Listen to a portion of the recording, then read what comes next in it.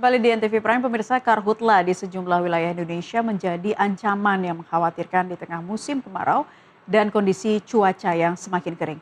Presiden Prabowo Subianto bergerak langsung dengan mengerahkan unsur TNI, Polri, kementerian terkait, serta pemerintah daerah untuk memperkuat koordinasi dan mempercepat pemadaman karhutla di wilayah terdampak. Langkah terpadu diharapkan mampu memastikan setiap titik api segera ditangani, mencegah meluasnya kebakaran sekaligus memperkuat sistem pencegahan agar persoalan karhutla tidak terus berulang setiap musim kemarau.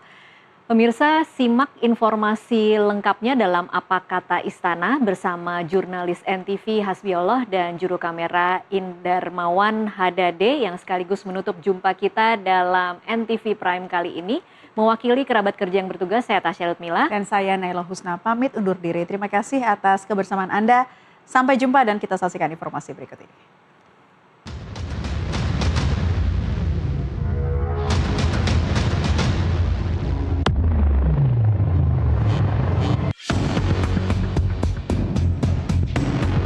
Siapapun, korporasi apapun, ada sedikit indikasi mereka ikut menyuruh membakar-bakar, kita cabut izinnya.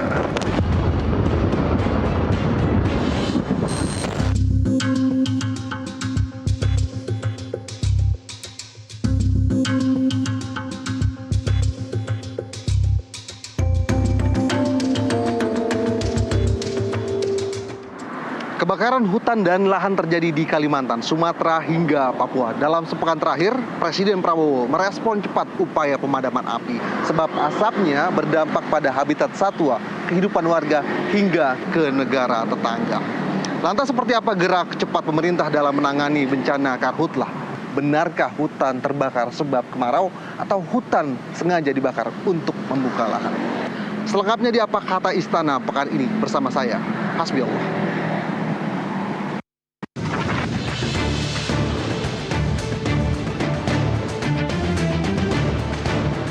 Bencana kebakaran hutan dan lahan atau karhutla kian mengkhawatirkan. Titik api meningkat tajam di musim kemarau selama bulan Agustus 2026.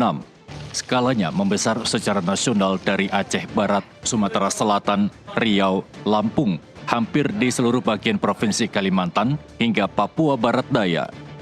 Di Palangkaraya, Kalimantan Tengah, cahaya matahari memerah terhalang kabut asap karhutla. Tentu menghambat aktivitas warga di jalan-jalan utama. Api bahkan mengancam rumah warga.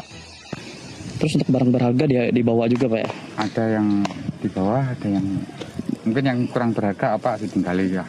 Kalau khusus ya rumah-rumah beton itu kan masih aman ya. Bapak rencana mau kemana Pak? Ngevakuasi diri Pak? Mungkin ya ke tempat kawan kah atau apa. Oh iya. Sementara. Sementara di Waikambas, Lampung Timur, 673 hektar lahan taman nasional dilahap api. Habitat gajah Lampung terancam. Syukurnya, laporan Menteri Kehutanan menyebut gajah-gajah Lampung dalam keadaan selamat dan tidak terdampak. Kami ke sini atas perintah Bapak Menteri Kehutanan, Bapak Raja Juli Antoni, di mana kami dapat informasi bahwa hari Sabtu itu ada kebakaran di sini dan alhamdulillah kami datang ke sini bersama tim dari Jakarta dan untuk memastikan bahwa kegiatan pemadaman kebakaran di sini berjalan dengan baik dan efektif.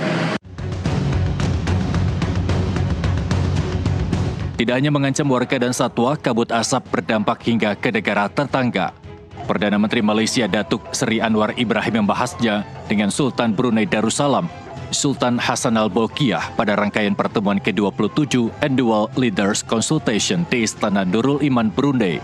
Menlu Malaysia mendapat mandat khusus dari bahasan tersebut dan memilih gunakan mekanisme ASEAN untuk berikan pesan ke Indonesia.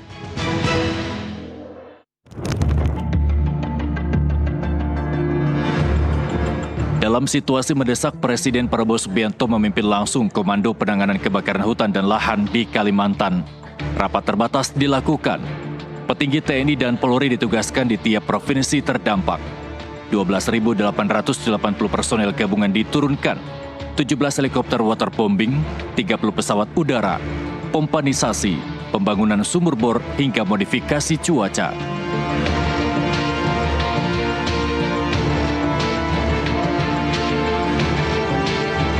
2 hari berselang, giliran Pekanbaru Riau dan Palembang yang didatangi. Presiden menginstruksikan seluruh jajaran serta mendengar kebutuhan dan jalan keluar untuk penanganan karhutla. Setelah hari Sabtu kemarin ya, tanggal 22, Bapak Presiden berkunjung ke Kalimantan Barat dan dilanjutkan ke Kalimantan Tengah dalam rangka memonitor penanganan karhutla. Hari ini beliau melanjutkan perjalanan ke Pulau Sumatera. Bapak Presiden menekankan beberapa hal, dan yang pertama mengenai apa yang dibutuhkan sekiranya untuk menangani yang masih tersisa meskipun jumlahnya kecil. Tadi ada yang jumlahnya hanya kurang lebih 199 hektar, tetapi peralatan tambahan juga dikirim oleh Bapak Presiden. Kemudian juga Bapak Presiden mengapresiasi karena Forkompinda baik di Riau dan di Sumatera Selatan dianggap oleh Bapak Presiden telah melakukan banyak langkah-langkah preventif dan antisipatif yang luar biasa, termasuk memberikan edukasi.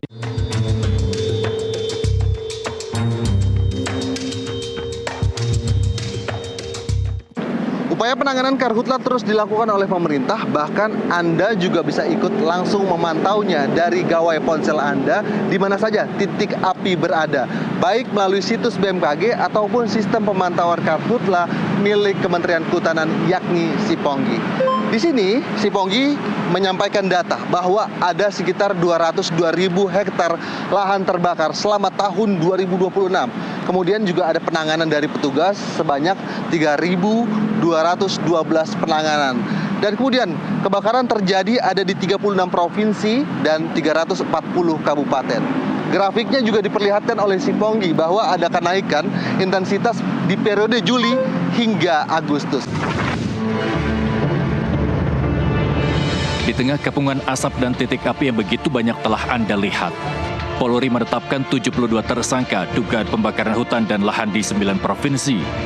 Kini sebanyak 89 laporan polisi telah ditangani, termasuk dugaan keterlibatan korporasi yang memerintahkan oknum untuk membuka lahan dengan cara dibakar. Presiden yang mendapat laporan itu mengatakan akan mengambil langkah tegas. Siapapun, korporasi apapun, ada sedikit indikasi mereka ikut menyuruh membakar-bakar, kita cabut izinnya. Seluruh izin korporasi itu kita cabut. Saya tidak main-main ya, tolong. Kepolisian saya kira di sini main peran yang sangat penting.